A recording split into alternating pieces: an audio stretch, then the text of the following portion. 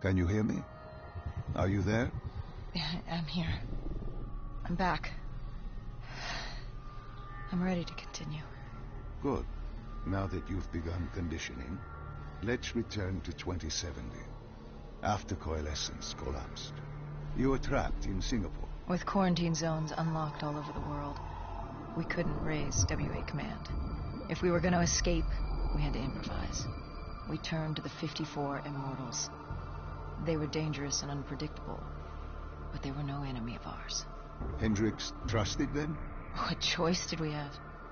If we wanted out of Singapore, we had to go through the biodomes.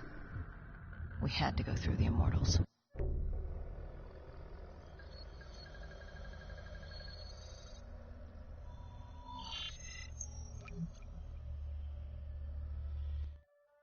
Getting in was easy.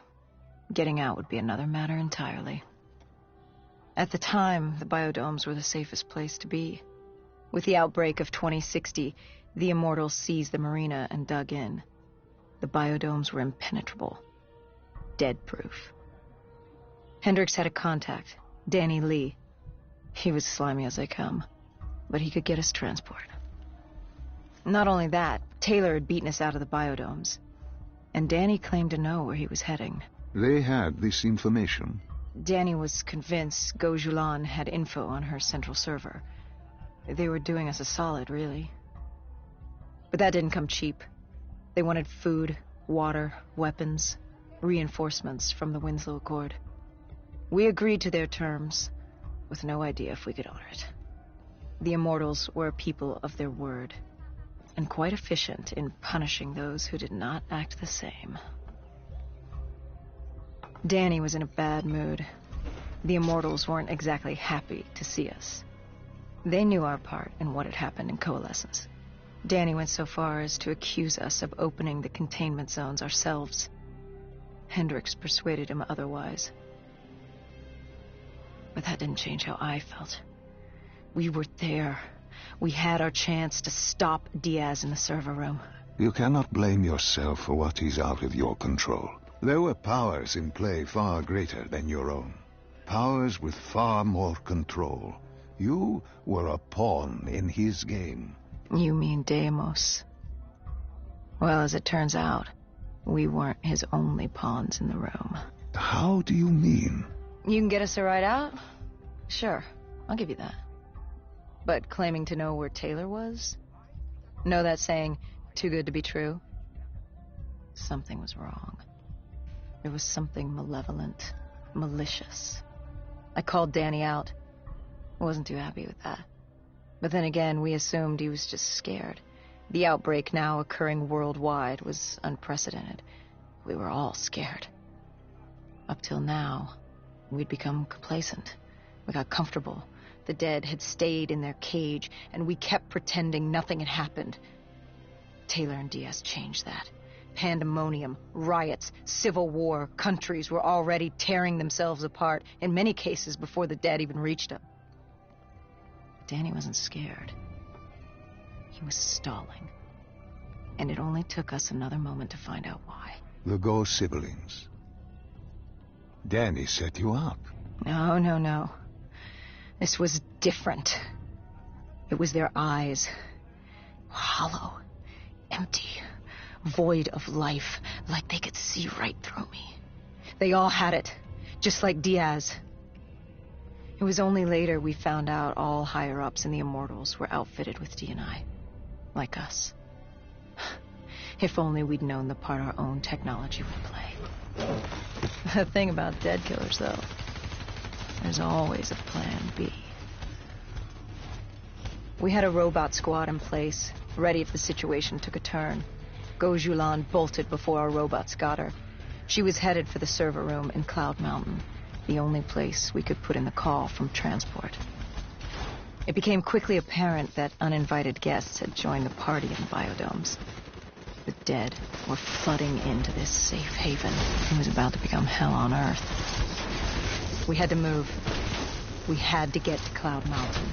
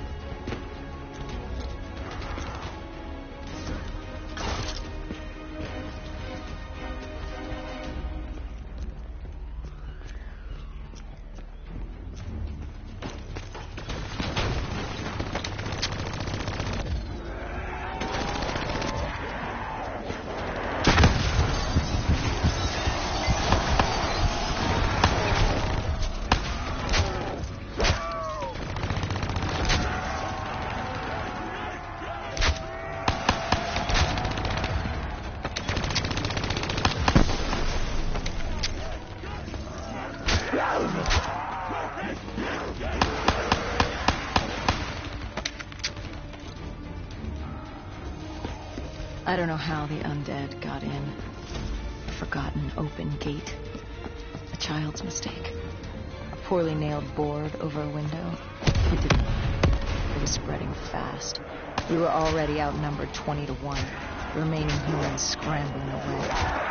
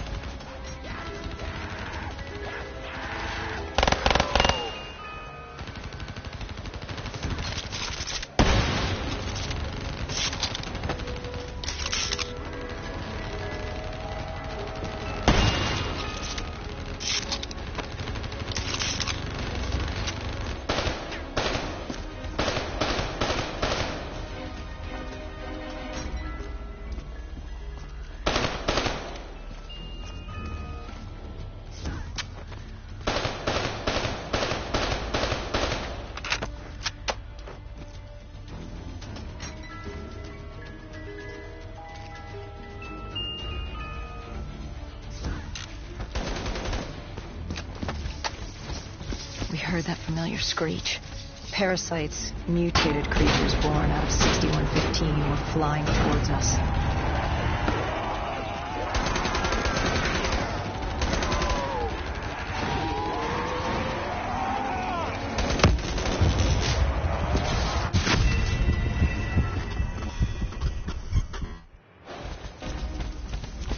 We heard that familiar screech. Parasites, mutated creatures born out of 6115 were flying towards us.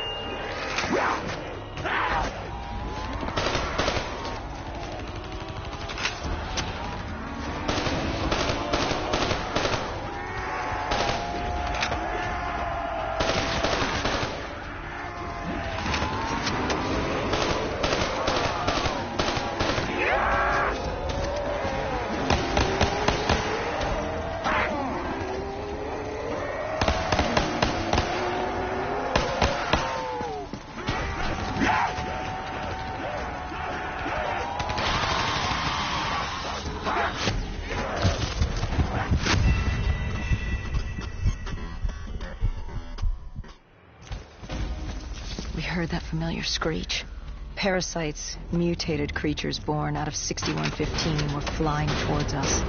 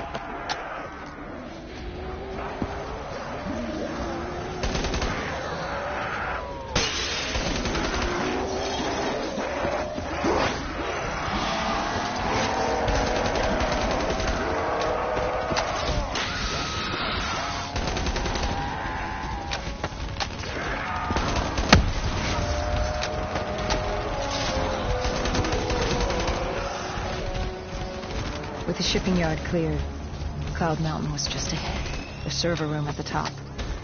We had a long climb ahead of us.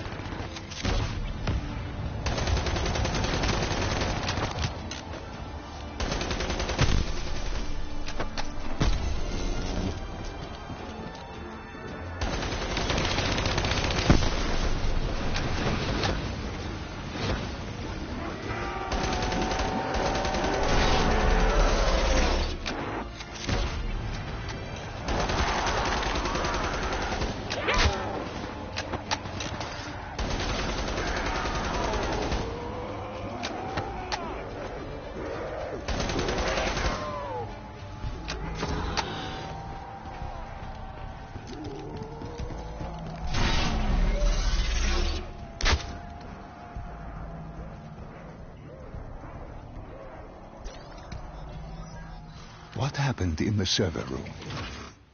By the time we got there, Gojulan encrypted her hardware, locking us out of the central server. Hendricks stepped in, but we were a few seconds too late. Damage was done. Why did she lock you out? It didn't make any sense.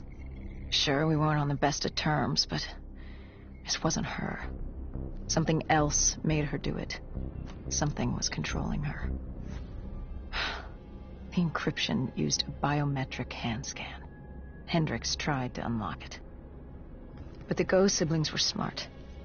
They'd set up an access system requiring both of their hands for authorization. And her brother was shredded with bullets back in the bar. We could hear the horde coming, and we only had one sibling. But she did have two hands. You chose to cut off her hand. Why? I hoped the biometrics were interchangeable, allowing the siblings to use either reader. If we were calling transport and getting out alive, it had to work.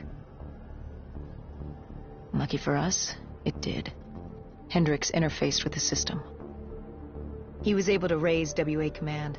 We needed a ride out ASAP. They had a VTOL a few minutes out. Rendezvous was set for the top of the dome. But Hendricks wanted to know what Gojulan had on Taylor. Anything, even the smallest detail, would be helpful in picking up his trail. Now would take some time. And time was something we didn't have. Hendricks searched the archives. I dealt with the incoming horde.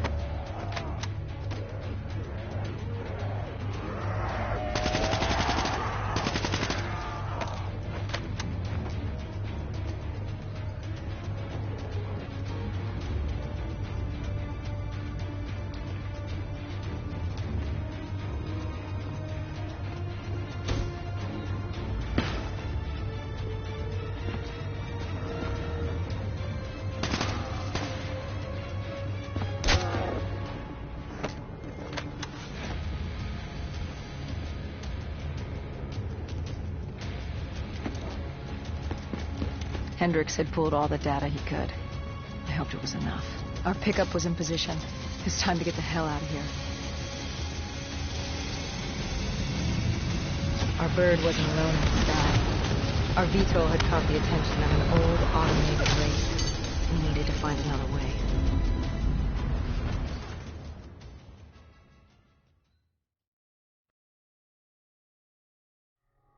This wraith tailing you. It was like the malfunctioning robots you found in different...